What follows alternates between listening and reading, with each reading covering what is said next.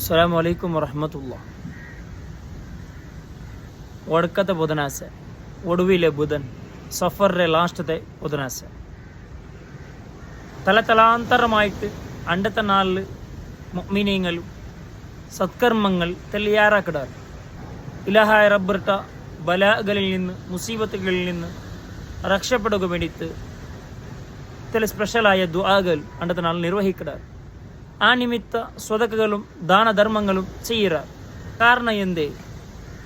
ഒന്നാമത്തതായിട്ട് ഖുർആന്റെ ഒരു ആയത്തിനാണ് ഓതുക. ഫുസ്സിലത്ത് സൂറത്തിലെ 16-ാമത്തെ ആയത്ത്, ഫഅർസൽനാ അലൈഹിം റീഹൻ സർസറൻ. അല്ലാഹു തആല ആദ് ഗോത്രത്തെ മേൽ ഭയങ്കര അടിച്ചു വീശരെ ചണ്ടമാറുത്തത് കടത്തರು.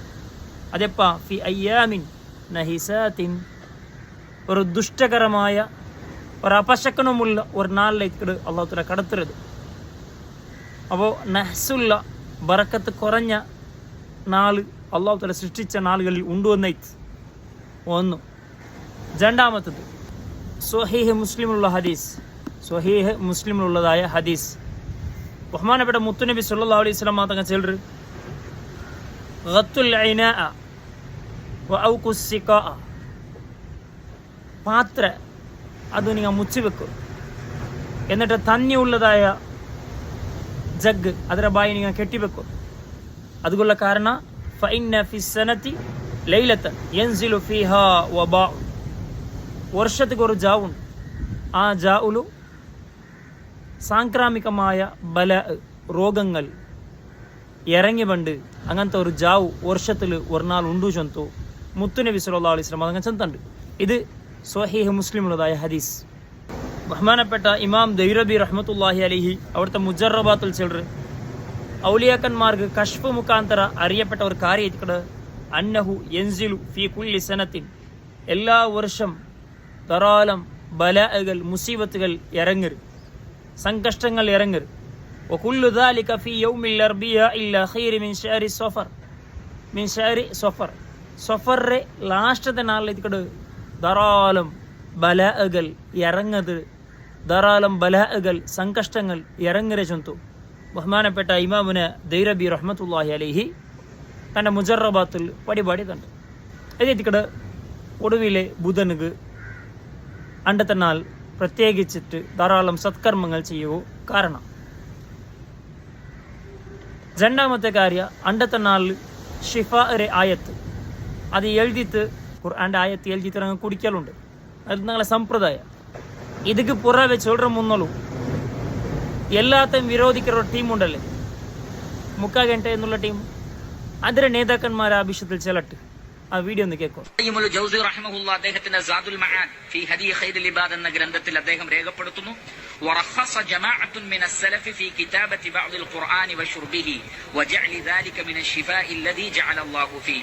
സലഫുകളിൽപ്പെട്ട വലിയ ഒരു സംഘം ആളുകൾ പരിശുദ്ധ ഖുർആൻ എഴുതിക്കൊണ്ടോ അതല്ലെങ്കിൽ പരിശുദ്ധ ഖുർആനിലെ ചില വചനങ്ങൾ വെള്ളത്തിൽ എഴുതിക്കൊണ്ട് വശുർബിഹി അത് കുടിക്കുക, അതല്ലെങ്കിൽ അതിലേക്ക് ഊതിയിട്ട് കുടിക്കുക.